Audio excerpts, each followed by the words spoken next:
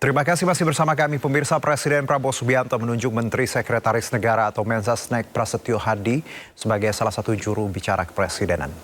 Penunjukan ini sebagai komitmen pemerintah untuk memperbaiki komunikasi kepada publik. Sudah mulai sadar bahwa komunikasi dari pemerintah yang saya pimpin memang agak kurang. Dan itu adalah tanggung jawab saya. Komitmen pemerintah untuk memperbaiki komunikasinya kepada publik disampaikan Presiden Prabowo saat acara Saresan Ekonomi pada 8 April 2025. Sejumlah kebijakan pun diambil untuk meningkatkan komunikasi pemerintah. Salah satunya dengan menunjuk Menteri Sekretaris Negara atau Mensesnek Prasetyo Hadi sebagai juru bicara Presiden. Saat dikonfirmasi, Mensesnek Prasetyo Hadi membenarkan menjadi salah satu juru bicara Presiden Prabowo. Apakah Mas Pras sudah dilantik jadi ini juru bicara Presiden yang resmi Mas untuk kedepannya? Siapa? Jenengan Mas Prasetyo. Enggak perlu dilantik, kita semua ya diharapkan menjadi juru bicara, ya terutama kalau saya itu kan karena posisi sebagai Mensesnek kan diminta juga untuk ikut aktif kan gitu. Oh, oke. Itu yang bedanya dengan PJS ya, Mas ya? Nggak ada, semua barang PCO tetap. Nah kita juga tetap diminta untuk membantu gitu. Oke. Ini kan Iya. evaluasi kemarin kebijakan komunikasi presiden yang sering dianggap blunder gitu apa gimana sih Mas?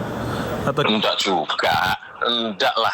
Ini hanya untuk memperkuat, karena itu kan kewajiban kita kan. Kalau kemudian dianggap ada yang kurang, itulah makanya kita perbaiki. Kita pemerintah memperbaiki, Bapak Presiden sendiri kan juga secara terbuka menyampaikan kalau ada kekurangan, ya kita sadari, nah akan kita perbaiki. Kira-kira begitu, Mas. Penugasan baru kepada Mensesnek Prasetyo sebagai juru bicara Presiden dianggap memperkuat komunikasi pemerintah kepada publik. Sementara Prasetyo membantah jika penunjukan dirinya menjadi jubir disebabkan oleh sejumlah kebijakan komunikasi Presiden yang dinilai blunder. Tim Liputan iNews melaporkan. Ya, tim negosiator Indonesia telah bertemu dengan sejumlah kementerian Amerika Serikat untuk membahas soal tarif impor baru Presiden Trump. Menko Perekonomian Erlangga Hartarto bertemu dengan United States Trade Representative USTR Jamieson Greer. Dalam pertemuan, keduanya menghasilkan kesepakatan yang rencananya akan dicapai dalam 60 hari ke depan. Selain bertemu dengan USTR, Erlangga juga bertemu dengan Menteri Perdagangan Amerika Serikat Howard Lutnick. Target utama tim negosiasi adalah menurunkan tarif impor yang dibebankan oleh pemerintah Amerika Serikat kepada Indonesia.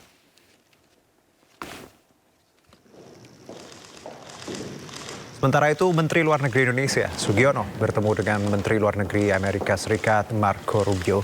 Pertemuan antara kedua Menteri Luar Negeri ini membahas sejumlah isu ekonomi dan geopolitik.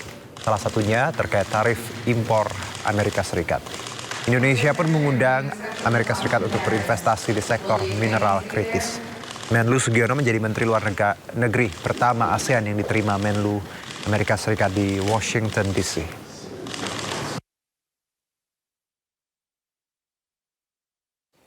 Ya, upaya diplomasi dan negosiasi terhadap kebijakan tarif impor Amerika Serikat menemui titik terang.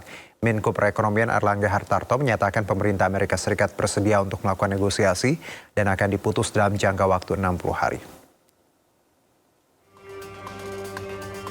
Dalam pertemuan disepakati bahwa tim teknis akan melakukan langkah-langkah lanjutan terkait negosiasi tarif impor tersebut.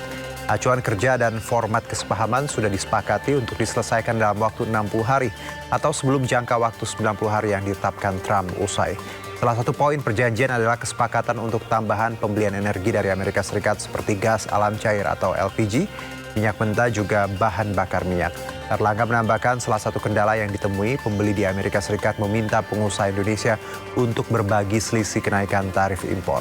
Akibatnya penerapan tarif impor Amerika Serikat adalah biaya ekspor yang tinggi.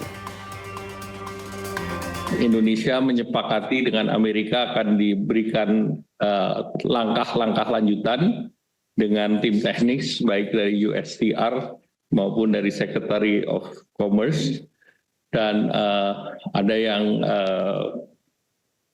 menarik bahwa Indonesia dan Amerika Serikat bersepakat untuk menyelesaikan perundingan ini dalam waktu 60 hari dan sudah disepakati kerangka ataupun framework acuannya.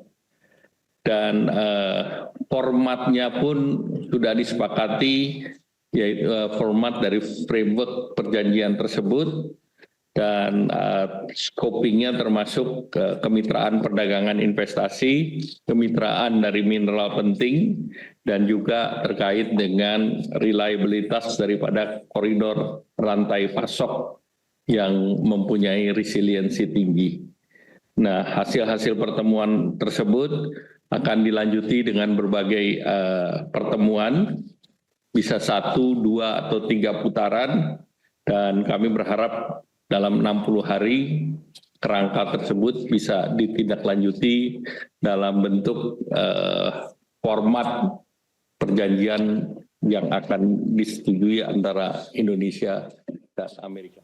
Menteri Industri dan Sumber Daya Mineral Kerajaan Arab Saudi Bandar Al Khorayef berkunjung ke Jakarta untuk menghadiri sejumlah agenda. Dalam pertemuannya, Menteri Bandar Al Khorayef menyoroti potensi kerjasama antara kedua negara. Menteri Industri dan Sumber Daya Mineral Kerajaan Arab Saudi Bandar Al Khorayef bertemu dengan sejumlah perwakilan dari pemerintah Indonesia di kediaman Duta Besar Arab Saudi Jakarta Pusat. Dalam pertemuan kali ini, Bandar Al Khorayef menyoroti peluang besar kerjasama di sektor industri dan pertambangan antara Arab Saudi dan Indonesia. Pernyataan tersebut disampaikan di tengah kunjungannya ke Jakarta dari 15 hingga 17 April 2025, di mana dirinya terlibat dalam sejumlah pertemuan untuk membahas kerjasama di sektor industri dan pertambangan di antara kedua negara. Bandar Al Khorayef menambahkan pertemuan ini juga untuk meningkatkan nilai perdagangan kedua negara. And we will work very hard together to reflect this great relation in the form of trade and investment and cooperation. We had very successful talks with several ministers and private sector today, and we see great opportunities in industry and mining, where the two countries can complement each other. Informasi lainnya akan kami hadirkan usai jeda berikut, tetap di Sindo Sore.